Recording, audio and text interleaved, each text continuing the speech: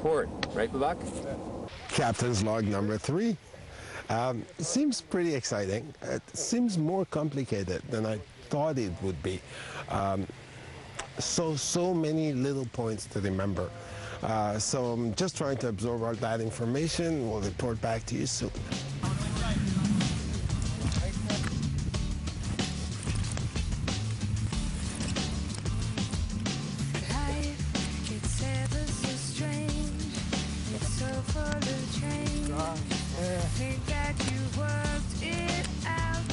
Keep the momentum going here.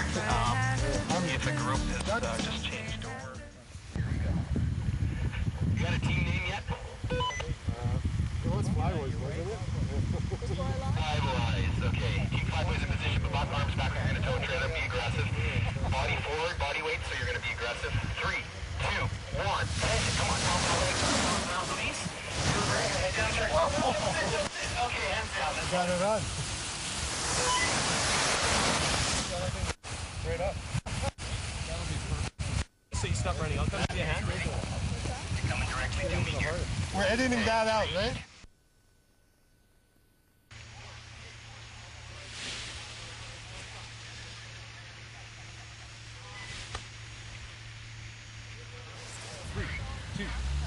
Head, come on. Up the lane.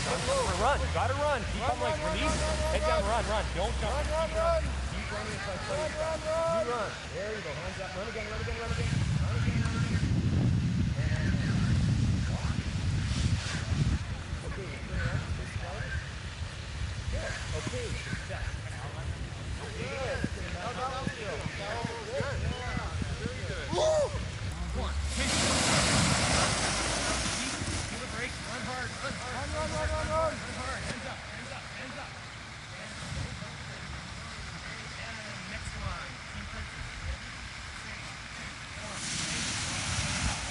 So it's quite exciting. What I did not realize is when they talked about flying off, not jumping off a mountain, they actually do fly off a mountain. There is a takeoff speed. You study the lift, the wind. Everything makes a difference. Everything affects your flight. We are going to try to fly solo today off Woodside Mountain in Abbotsford. Most people take a couple of weeks of classes before they try that, but Dion is very confident about his teaching, and he's very safety oriented, so I'm sure I'm in good hands. Yeah, I'm really calm, so I won't be stressing you guys out.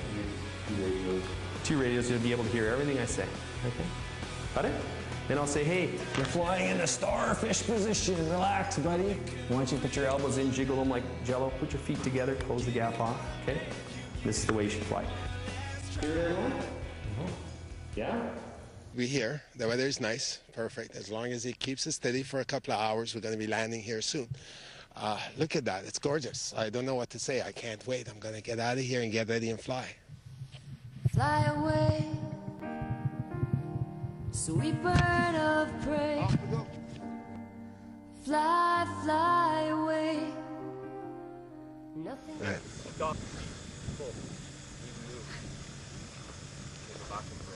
Ready. 3, 2, 1. Head, come on. Up in the legs, arms come up and around, hands up. Release, run. Run that way, run hard. Run. Hands up, nice launch. Come on, excellent, relax, and way up, right. Your knees up to your chin now. Take your knees way up to your chin. Come on, put your knees up to your chin. Like a light, way back up. There you are. Here we are with Mayor Richard Walton of the District of North Vancouver. Hello, Mr. Walton. Hello. The topic we're discussing today is mountain biking. Specifically, Mont From has been getting a lot of attention, and there have been some disputes over what is going on in that area. From what I understand, the problem started with the parking issues. Cars, traffic. I have been up there and looked at it. It's much narrower than the rest of the street once you get to the top. Right. So I can see where the problems are coming from. But it has kind of gone on and developed into political and environmental issues. How much basis are there for this? And well, I think there are certainly issues associated with mountain biking in that particular area, and they're ecological, but they're also relate to the community and communities' expectations of enjoying a certain sort of standard of tranquility, etc., especially in a neighborhood that's adjacent to the mountains and was never envisioned to have to be a public access point for a major sport. They're very real issues, and we've been dealing with them in the district for many years, and we've actually, I think, been fairly successful in engaging neighbors and engaging those who actively get involved in the sports to try and find solutions. this area was designated. Yes, for it was. conservation, right? Mm-hmm. And why? Why did that happen? Like, what Well, is so this was- special about this park? Well, back in 1970, Okay. this whole area was developed. This whole area used to be a wetland. All right. Over the centuries, the forest developed, and they saw back in 1970, before they developed everything, this is a special area. And they made recommendations for what to do to protect this area. And I'm sad to say that after that, it wasn't really well protected. How do you feel that the district is dealing with the issue now? Do you think that they're doing a better job, or everybody's expecting the district to come in here and be the hero and save the day, right? And NSMBA is also involved heavily Right. in that area. Yeah. Now, when it comes to issues of say, trail standards and accident possibilities and issues that are coming up there, can, say, an organization like NSMBA develop and follow guidelines that are approved by, say, the district, and kind of take some of the responsibility off everybody else's shoulder and put it back on the people who are actually using it. From your perspective, is that if the district takes all the information that they get from the people that are building these trails, and then they also put in their own study and find out that some of these trails can actually be managed in a sense that they're not going to affect the environment, you would be okay with that, wouldn't you? Is there a middle ground for you?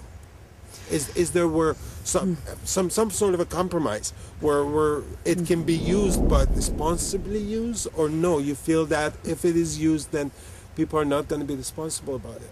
As a comment I've heard from the bikers that, for example, I'm quoting one of them here now, I would rather ride and pay than not ride at all. Aren't these situations or options that are available to the district? Well, I've heard from a number of members over the years of executive of the North Shore Mountain Bike Association that they would not be against users paying. The challenge, and I'm not philosophically opposed to that, and I think some of my councillors would agree with that as well.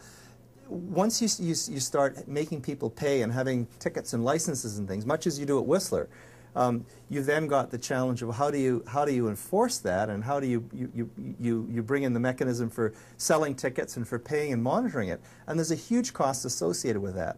I don't know what the answer is. All I know is that if there was a compromise, I'm sure this park would have seen a whole different plan in it. But the mountain bikers are not concerned about conservation. It's just a buzzword for them. Right. To make them seem like they're okay, but they feel that by building and riding 4 seasons a year, nighttime, building and riding in the rain, is supposed to be environmentally sound.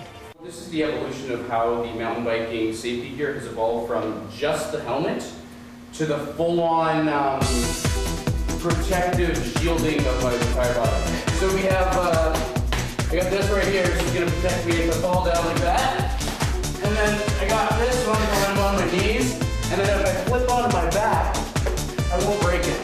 I got my spleen guard, I got my whole shoulder protected, and I'm all good. I can fall off anything.